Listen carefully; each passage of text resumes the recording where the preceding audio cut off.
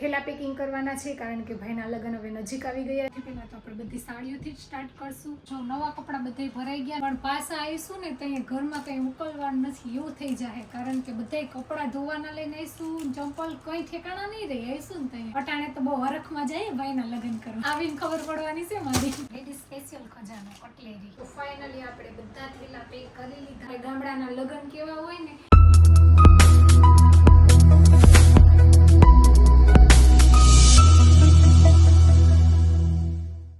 Hello friend, good morning, જય શ્રી કૃષ્ણ, જય માતાજી. કેમ છો બધા? તો સ્વાગત છે તમારું બધાનું મારા મસ્ત મજાના વ્લોગમાં. અને જો નાસ્તો કરીને ફ્રી થઈ ગયા છે ને હવે કરવાનું છે બધું ઘરનું કામ, કેમ કે આજે ઘણું બધું કામ છે. થેલા પેકિંગ કરવાના છે કારણ કે ભાઈના લગ્ન હવે નજીક આવી ગયા છે ને તો આપણે જવાનું છે ગામડે. તો હવે આપણે ટૂંક જ સમયમાં ગામડે જાશું ને તો આજે મારે થેલાને બધું પેક કરવાનું છે કારણ કે કોઈ વસ્તુ ભૂલાઈ ન જાય એટલે આપણે યાદ કરીને બધી વસ્તુ ભેગી કરવાની છે. ને અમારી યુગ વગર તો જો જાણે ઘરમાં કોઈ છે જ નહીં, અવાજ જ નથી આવતો કારણ કે યુગ વયો ગયો છે નાના ભેગો ગામડે. તમને ખબર જ હશે, શોર્ટ વિડીયો જોઈને જોયો હશે ને તેને ખબર હશે કે યુગ નથી નાના ભેગો ગયો ગામડે. તો ચાલો હું હવે ફટાફટ બધું ઘરનું કામ પૂરું કરી લઉં. તો આપણે કામ કરવાની શરૂઆત પહેલા રસોડાથી જ કરીશું કારણ કે રસોડું ચોખ્ખું હોય તો જ બધું કામ ઉકલે. તો ચાલો ફટાફટ પહેલા બધા વાસણ સાફ કરી લઉં ને પ્લેટફોર્મ સાફ કરી નાખું. તો મસ્ત મજાનું રસોડું સાફ કરી નાખ્યું છે ને હવે આવી ગઈ છે હું હોલમાં. ને હોલમાં જો અમારા ભાઈ છે ને અત્યારના પોરમાં પથારો કરીને બેઠા છે. હાલો પહેલા તેને બધું કરીએ કે હરખું કરી નાખે. અમારે ભાઈએ ઉઠીને નાસ્તો કરીને જો અહીંયા સોફામાં પથારો કરી લીધો. હવે આ બધું ઉપાડે તો હું કરું ને કઈ ઉપાડવાનું છે, થોડીક વાર રહીને ફટાફટ ઉપાડી લાલ. કેવી ઘરની હાલત છે, ક્યાંય સારું છે. અહીંયા હું રાત્રે મશીને કામ કરતી હતી કારણ કે જેના કપડા બાકી હતા ને એના ફિટિંગ કરવાના હતા ફિટિંગ કરતી હતી ને સિલાઈ કરવાના હતા સિલાઈ કરતી હતી. હવે આજે આપણે બધાને કપડા દઈ દેવાના છે ને તો મશીન સાફ કરીને ઓઇલ કરીને મૂકી દેવાનું છે ને. અમારે ભાઈ જો હવે ઉપાડે ને તો હું ફટાફટ કામ કરવા માંડું. તો આપણે બધું કામ કરી લીધું છે ને નાઈ ધોઈને મસ્ત મજાના ફ્રી થઈ ગયા છે ને હવે આપણે બનાવવાની છે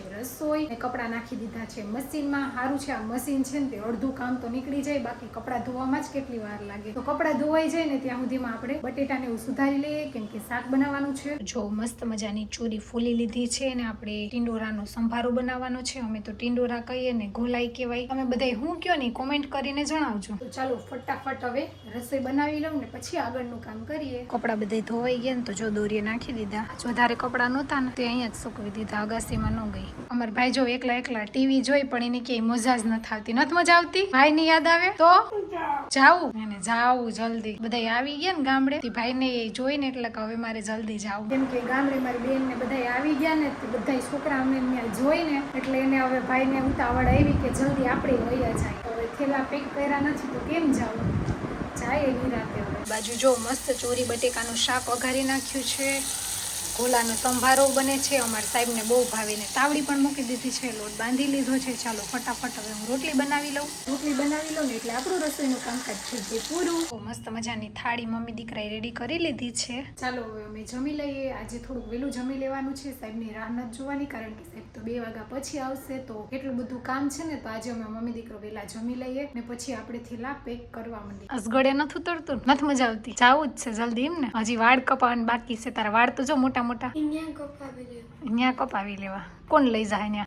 નાના વાળ કપવા લઈ જાય. તો હાલો ભાઈકશું ને પછી જમવું તો પડશે ને. પેલા પેટ ભરીને ખાઈ લે. અમારા ભાઈને છે ને જરાક શરદી ને તાવ જેવું થઈ ગયું ને મામાના લગ્ન ની પેલા માંદા પડી ગયા. એ મૂડ નથી, મજા નથી આવતી એકલા કા જલ્દી જાવું કા. તો બધા વાસણ સાફ કરી નાખ્યા છે કારણ કે આપણે ફ્રીજ ને સાફ કરવાનું હતું. ફ્રીજમાંથી આજે મલાઈ મેળવી હતી તો માખણ કરવાનું હતું. માખણમાંથી ઘી બનાવ્યું ને ફ્રીજ ને ક્લીન કરી નાખ્યું કારણ કે આપણે ઘણા દિવસ રોકાવાના છે ને તો કઈ બગડી ન જાય એટલે. ને હવે મારે મારું બીજું મિશન શરૂ કરવાનું છે. મારે કરવાની છે સાહેબના બધા કપડામાં ઇસ્ત્રી કારણ કે ઘણા દિવસ નહીં હોય તો સાહેબ તો એટલા વહેલા આવવાના નથી. સાહેબને નોકરી હોય ને એટલે સાહેબ મોડા આવશે તો સાહેબના કપડામાં આપણે ઇસ્ત્રી કરીને રાખી દઈએ. તો ચાલો ફટાફટ હવે મારું મિશન શરૂ કરું ને ઇસ્ત્રી કરના. જો ઇસ્ત્રીનો ઢગલો લઈ લીધો છે ને આપણે બેહી ગયા ઇસ્ત્રી કરવા. હજી કેટલું કામ છે, મારે વિડીયો પણ એડિટ કરવાનું છે કારણ કે યુટ્યુબમાં, ઇન્સ્ટાગ્રામમાં, ફેસબુકમાં બધામાં મૂકવાનું હોય તો મારે એડિટિંગ કરવાનું પણ આજે બાકી છે. ફટાફટ ઇસ્ત્રી કરી લઉં ને પછી એડિટિંગ કરવા બેસી જાઉં ને. મને છે ને ઇસ્ત્રી કરતા બહુ જ કંટાળો આવે. કોને મારી જેમ ઇસ્ત્રી કરતા આળસ થાય ને કોમેન્ટ કરજો, કારણ કે ઘડીકમાં ભાંગે નહીં ને કેટલી બધી વાર લાગે ઇસ્ત્રી કરતા. તો કેટલા દિવસથી છે ને હમણાં આપણે ખરીદીમાં જતા ને તો ઇસ્ત્રી કરવાની બાકી રહી ગઈ હતી, કારણ કે ઘણા દિવસથી ખરીદી જ કરીએ ને તો કપડાં ભેગા થઈ ગયા હતા, ટાઈમ જ નહોતો મળ્યો ઇસ્ત્રી કરવાનો. તો આપણે જો ઇસ્ત્રી કરીને ફ્રી થઈ ગયા છે ને તો હવે આપણે મશીનની સાફ સફાઈ કરી નાખીએ, કારણ કે તેને પણ આપણે સાચવવું તો પડશે. તો આપણે 15-20 દિવસ હવે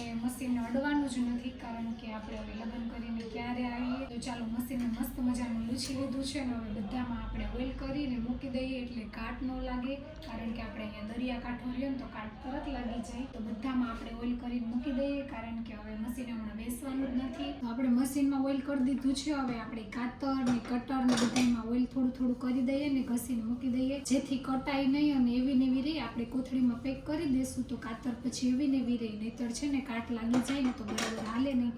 ને આપણે વ્હાઈટ ને બ્લેક બે રીલ છે આપણે ગામડે લઈ જવાનું છે, કારણ કે ઓચિંતી જો કે મેં સિલાઈ નીકળી ગઈ ને તો આપણે ટાઈમે ક્યાં કરાવવા જવું, સાથે હોય ને તો કંઈ પ્રોબ્લેમ જ ન. મસ્ત મજાનું મશીનને આપણે હાચવી લીધું છે.